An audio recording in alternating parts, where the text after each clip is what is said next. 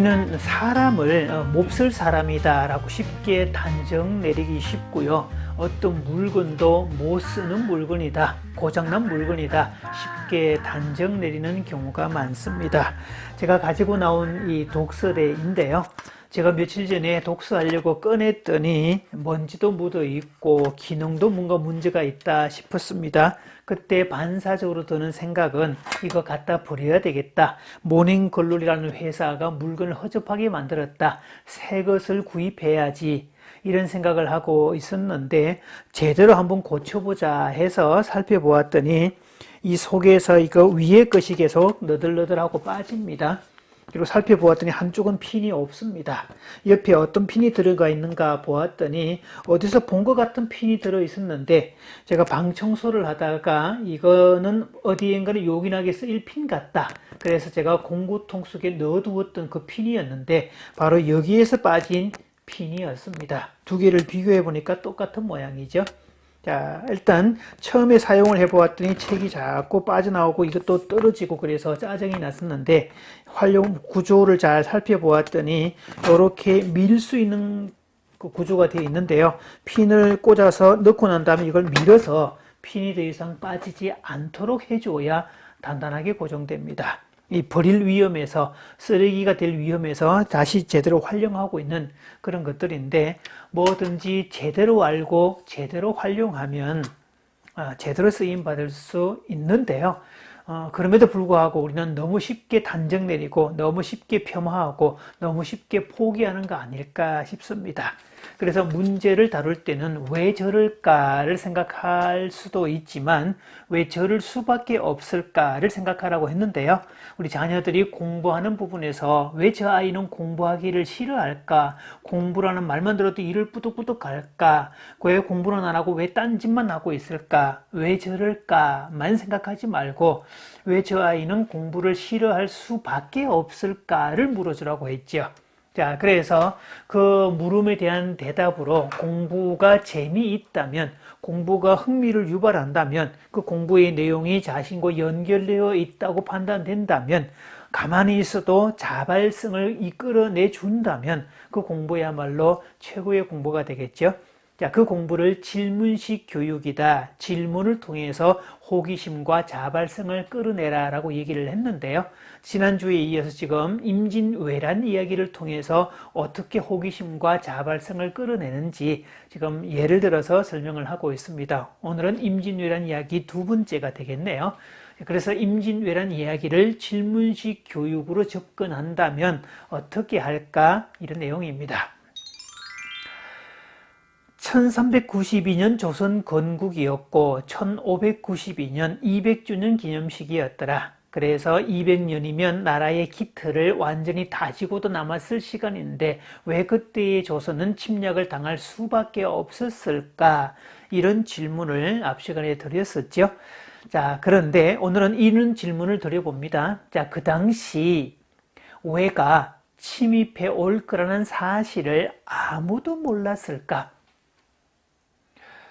이 외의 분위기를 짐작했던 조선은 어느 정도 침략의 가능성을 예측을 하고 이 나라가 정말 침략을 할 건지 안 할 건지를 확인하기 위해서 통신사를 파견을 합니다. 그런데 동일한 장소에 동일한 사람들이 가서 보고를 하고 왔음에도 불구하고 와서 하는 보고는 정반대였습니다.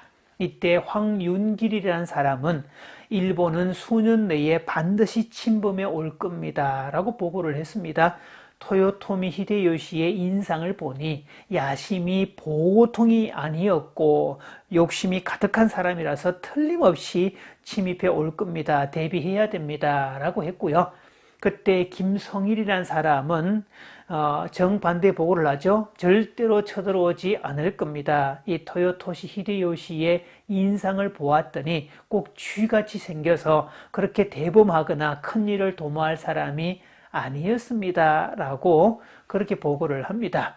이 김성일의 보고에 대해서 당파 싸움이었기 때문에 황윤길과는 서로 다른 반대편 입장이 있었기 때문에 반대의 보고를 했다 이렇게 말하는 사람도 있는데요. 또 어떤 쪽에서는 전쟁이 난다고 보고를 했을 때 이 소요 사태가 일어날 것에 대한 것을 염려해서 그러니까 일부러 반대로 보고를 했다는 그런 이야기도 있습니다.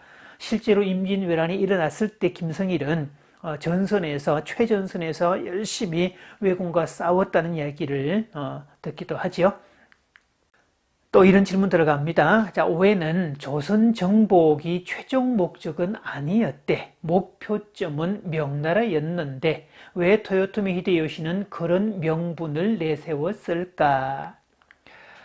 자, 그 당시 일본은 전국시대 각 전국에서 나름의 힘이 있는 사람들끼리 뭐 이렇게 자웅을 겨루는 그런 상태에 있었고 그 중에 하나가 토요토미 히데요시였습니다. 그래서 토요토미 히데요시는 그 모든 전국의 나머지 사람들을 다 평정할 만큼의 힘을 갖지 못한 상황이었고 또 그 과정에서 오히려 본인이 붕괴될 위험에 처해져 있던 그런 상황이었습니다. 그래서 대의명분을 만들어내죠.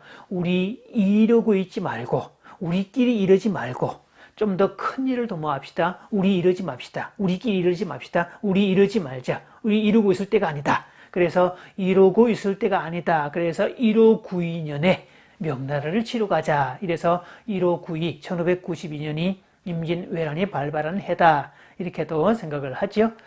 그래서 대륙을 치자는 목적을 내세움으로 인해서 모든 전국에 있는 그 전국시대의 다른 막부들, 다른 어떤 세력들을 의기투합을 시키고 하나의 물줄기로 흘러갈 수 있도록 명분을 만들어 주었다는 거지요. 그래서 조선에는 길만 내놓아라 라고 통보를 해왔는데 길만 내놓아라는 것이 뭐 길만 내놓으라 그러겠습니까? 다 그냥 조용히 잡아먹겠다, 잡수겠다 이런 이야기가 되죠. 자, 물론 조선에서는 이 명나라를 치겠다는 이 명분 때문에 오해가 명을 치겠다고 올라온 것이니 명에서도 싸움을 할 수 있는 지원군을 보내주십시오라고 부탁을 하죠. 조선이 무너지고 나면 그 다음 자리는 명이 될 테니까 그래서 명군이 지원군으로 옵니다. 현대 사회에서 이 조직의 리더가 가끔씩 사용하는 전법 중에 하나가 일명 토요토미 히데요시 전법이라는 게 있는데요. 어떤 힘의 분배와 방향을 제시하는 그런 것들을 말합니다. 저는 대학생 때 교련이라는 과목이 있을 때였고요. 그 교련이라는 과목을 하면 대학생들도 1학년 때, 2학년 때 일주일씩 이 군대 생활을 합니다. 병영 캠프를 갑니다. 그때 지역 감정 이런 게 있었는데 어느 부대에서 이 경상도 지역의 대학생들과 전라도 지역의 대학생들이 오면 피차가 막 안 좋은 갈등도 생기고 패싸움도 생기고 막 그래서 문제가 되었던 그런 일들이 있었습니다. 그런데 어느 한 장교가 바로 그 훈련소에 자기가 지휘관으로 가겠다고 자청하고 나섭니다. 그리고 정말 얼마 안 가서 그 캠프가 아주 모범적인, 아주 이상적인, 가장 성적이 좋은 그런 캠프로 탈바꿈을 하는데요. 이때 이 장교가 쓴 전법이 토요토미 히데요시 전법이었습니다. 그래서 이 부대의 훈련이 약하고 시간이 많고 여유가 많고 지루하면 싸움이 일어날 가능성이 더 높다는 겁니다. 이를테면 이 경상도 대학생과 전라도 대학생이 화장실에서 소변을 보다가 피차 눈이 마주쳤다. 그러면 뭘 쳐다보냐? 그러면서 서로가 째려보고 싸우고 그게 발단이 되어서 집단 싸움까지 이어지는 그런 경우가 있는데요. 자, 이 캠프는 훈련을 할 때 진짜 병사들보다 더 세게 2배, 3배 더 강하게 훈련을 시켰다는 겁니다. 낮에는 물론이고 자다가도 기상을 시키고 뭐 비상벨을 울리고 그래서 정말 눈, 코, 똘새에서 정신이 하나도 없도록 그래서 오로지 이 훈련을 받으러 온 대학생들의 관심사는 그날 밤 편하게 잘 수 있는지 아닌지 뭐 이런 것들에 대한 관심이 있었다는 거였죠. 그래서 이 두 지역이 다른 두 대학생이 화장실에서 용변을 볼 때 피차가 눈이 마주치면 옛날에는 뭘 쳐다보냐 그러면서 막 싸움의 발단이 되었던 그런 일들이었는데 워낙 훈련이 강하고 예측할 수 없는 상황들이 생기니까 서로가 눈이 마주치면 서로가 서로를 물어주고 확인하고 안부를 확인하는 그런 어떤 보이지 않는 친밀감이 형성되었고 공동의 화제가 만들어졌다는 거죠. 그래서 어떻게 그쪽은 지난밤에 뭐 특별한 일 없었습니까? 뭐 그쪽에 누구는 어땠습니까? 이런 이야기를 그러면서 화장실에서 아주 화기애애하게 대화가 오가는 통에 싸움은커녕 서로가 의기투합이 되고 화합이 되는 그런 결과가 만들어졌다는 겁니다.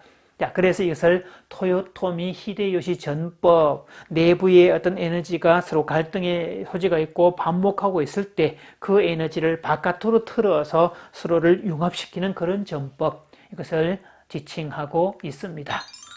자, 이렇게 재미와 궁금증을 유발하면 또 학생들이 자기의 환경과 어떤 연관된 그런 이야기를 들려주면 호기심은 자동으로 생기고 자발성도 자동으로 생기게 됩니다. 그러면서 역사 공부가 단지 주입이 아니라 생각을 하게 만들고 자신을 돌아보게 만드는 그런 소중한 계기가 될 수 있죠.